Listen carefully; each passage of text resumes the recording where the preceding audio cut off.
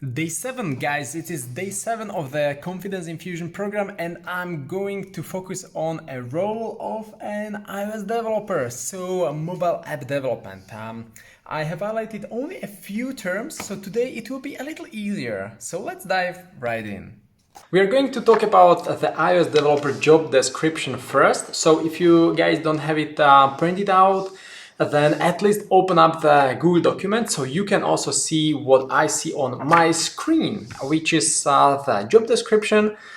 I have only changed the name of the company. So again, it's Acme is seeking for an iOS developer to implement cutting-edge iOS applications for customers. The candidate must possess a passion for technology, strong iOS development experience, etc. Okay, so there are only a few IT terms highlighted, especially in comparison to what we've seen yesterday with the Java developer job description. It was full of IT terms. Today, not as many, which is also good, right? This video probably will be even a little shorter. Let's see. I'm looking at the term Objective-C. This is one that you should certainly highlight or circle. Swift also, iOS SDK, and Xcode. And by the way, I forgot to mention last time, I use Grammarly, and sometimes you can see these red underlined, lines, or the words are underlined, which indicates that there is some grammar issue. And I would say this is the easiest thing we can do, to install Grammarly or some other tool to check your grammar and fix these things, because you can see here should be production issues and here should be applications, using Objective-C, etc. These are details, but we as recruiters want to be seen as professionals, right? So fixing our grammar mistakes could be the first and probably the easiest step. Also here, computer related, and these are just minor things. But what I wanted to highlight is, for example, this Xcode. Xcode is an development environment. It's a tool that Apple has developed, and it's actually not Xcode with uppercase C, but it should be with lowercase c. And I don't want to be too picky again, but it's like you would also not type iOS with uppercase I, right? It just looks weird. It's like, oh wow, like this doesn't feel right. So that's why it should be lowercase. And also with Xcode, I'll keep it as it is because this is the original job description. But think about the way the terms, the acronyms should be written, because that's what developers like to see at the end of the day. All right, let's continue the qualifications.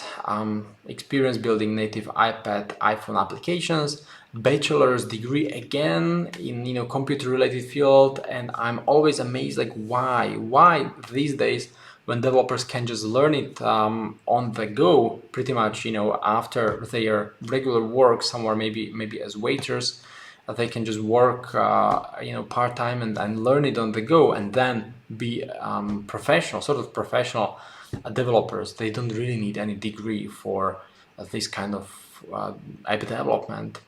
So probably something to ask a hiring manager. Hey, are you sure you really need someone with a degree? These days, developers can learn it on Udacity, Udemy, or wherever, right? The opportunities are endless. A demonstrated ability with Objective-C, Swift, etc. It's pretty much copy-paste from the above. Experience consuming REST web services. All right, so nothing really too crazy, I would say. This is rather a standard, say, average job description.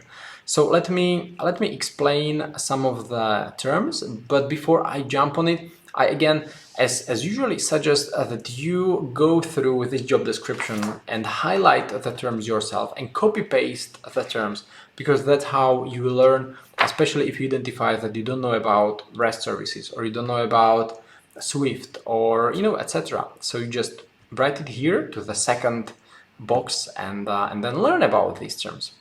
What would you ask a hiring manager and what would you ask the candidate? You can pause the video and continue later. Cool. So this is what I entered in these three boxes. So starting with iOS, iOS is you know the platform.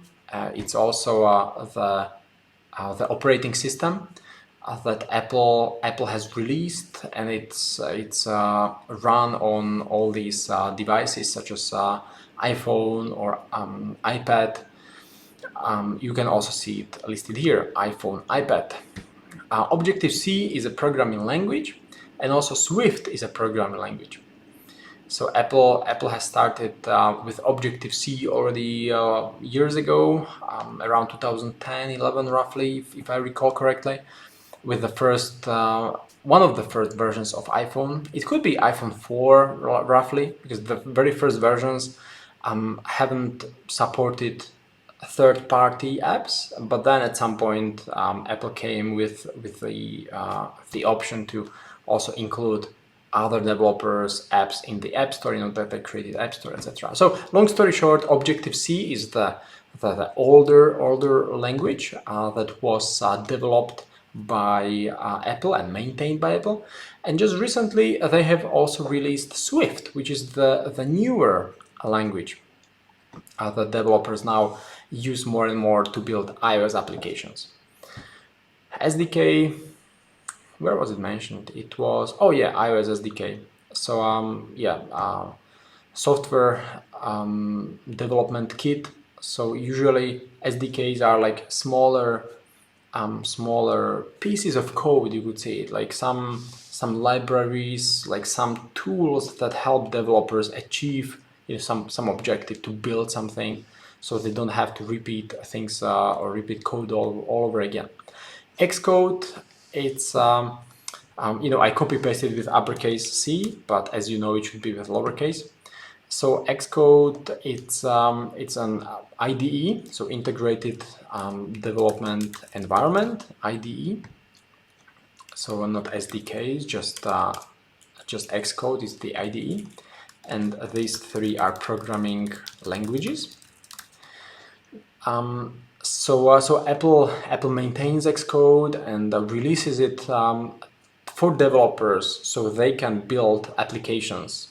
So you can say you use Word probably or Excel, right? These are your primary tools, and developers open up Xcode every morning and they type code inside Xcode. iPhone, iPad, well, that's obvious. REST web services.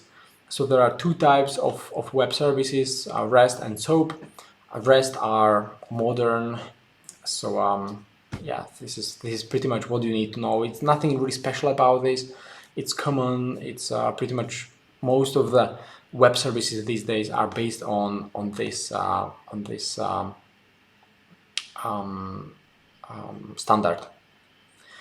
What would I ask a hiring manager? Well, I would start asking, what application will the developer work on? Because if you imagine a developer who already has a great job, he or she needs to leave that job and join another company, right? So most likely the developer wants to know what the project is about, what application. Is it some super cool application, or is it just some internal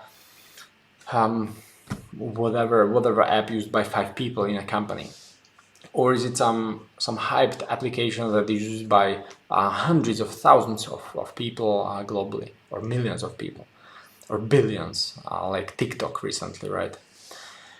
So what is so special about it? Why should he or she care? Why the app is unique? Ideally, if you can talk about the trends, like how it fits the current trends, why the app will stay on the market.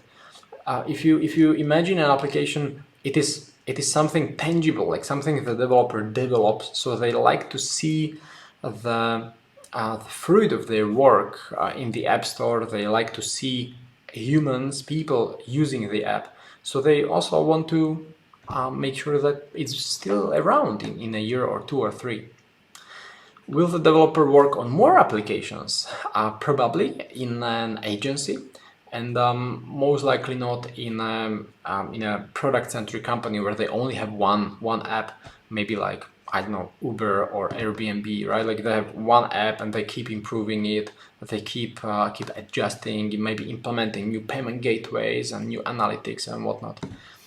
What tool do you use for wireframing and mockups? It was mentioned somewhere in the job description that the developer should also build mockups and wireframes, which is maybe a little surprising. Like, say, it could be the case if they are constantly developing new applications, probably for their clients. If this is an agency and they develop new applications every 3 months, every 6 months, like obviously every 6 months they need to build a new wireframe, new prototype, new mockup. So it would be important in a product-centric company, say like Uber or Airbnb. If they don't develop a new app every 6 months, they have the same app. They may develop some little prototypes of some features, or maybe there is a new feature request, so they develop a wireframe, how it would work, but it's always within the same app. Do you use both Objective-C and Swift in the application? So this was a little confusing in the job description. They list that you will develop iOS mobile application using Objective-C and Swift. And these two are programming languages, right? Objective-C and Swift are programming languages, but it's unlikely one application is developed in both. Say new applications may start in Swift, but the old applications are already built on Objective-C, and they are not really rewritten. So that's why I would ask. Probably they have a good reason why, but you should also know. And based on what you learn, you should look for a developer who knows both or is stronger in one of them, based on what exactly will he or she use in or at work. Has your team adopted Kanban or Scrum methodology? It's good to know a little more about the work methodology, how the team works. Do they organize stand-ups? Do they meet online every morning at 9, or do they meet at the office? How does the team work? Do they have sprints? It's good to know. Not just for this role, but in general. Okay, and what would I ask a candidate? Well, I would, for example, ask what applications has the developer developed from scratch, and not just some experiments, but ideally in a company, some production-ready app that he or she started from scratch. And I would dive deeper to ask more about the decisions made and the thinking process. I would also ask which app the developer is most proud of, and then probably even find it in the App Store, download it, play with it. Maybe even during the interview, right? We could download it and talk about different screens and how he thought about it. To learn a little more about the level of engagement, how deep the developer really goes, like how much he cares about development. Have you ever led a team of mobile app developers? Have you ever developed an Android application too? Sometimes developers change platforms from Android development to iOS, or from iOS to Android, or sometimes they build cross-platform applications, which is my next question. Have you used JavaScript to build cross-platform mobile applications? It's always beneficial to have this wider view. So if a developer has also built Android applications, maybe can have some good ideas, even applicable for iOS development. And would you prefer working on one product, one app, or would you rather prefer working for multiple clients in 1 year or during a year? Again, important question, because we want to figure out if the developer would be excited about working on one product after a year or 2 years. Some developers like to change products or projects every few months. So based on the answer, we could see if the developer is a good fit for this particular company. Okay, seems like I've covered all these IT terms. It was relatively easy today. On a very shallow level, this is what you need to know about mobile app development. Obviously, I have also a mind map, which you can also download below this video. So this is the iOS mobile app development landscape. You can see the programming languages, Objective-C and Swift. You can see some of the popular IDEs. So Xcode is the most popular, AppCode, CodeRunner, and there are a few more. Platforms, we talked about iPhone, iPad, there is also Apple Watch and Apple TV, and gosh, I forgot it now, car, like Apple Car or Car TV or iCar or something like this. I'll check it out again. A life cycle is very similar compared to standard software development. It usually starts with analysis. There are some requirements that need to be taken into consideration. And then there is some design. So we've mentioned prototypes and mockups. So a developer and ideally designers design the application. And then there is a development phase. The output of the development phase is working software. Testing verifies there are no clearly visible bugs. There are always some bugs, hidden or maybe visible only to a small percentage of users. A release to the App Store, and eventually maintenance, bug fixing, and ongoing support. So this is just the life cycle. So you have an idea what it looks like. So I think I could probably wrap it up here. You can download this mind map later on.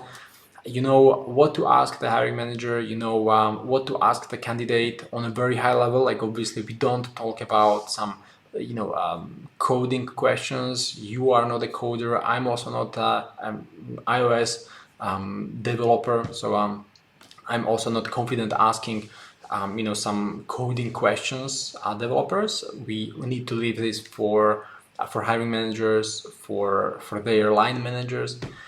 But what we can ask is to figure out if they are a good fit, not just to a job description, but to this particular role for this particular company, which could be a product-centric company or an agency. Okay, so I'll wrap it up here. I'll keep it shorter as usually because there are not as many terms that need to be explained. This is a little easier, so I hope you appreciate it. Keep rocking, guys. I hope you are enjoying this Confidence Infusion program. If you would like to learn something more about some other roles, I don't know, just recently someone pinged me about a cloud architect role, then send me an email, send me a message in this members area, and I can also include it in the next few days.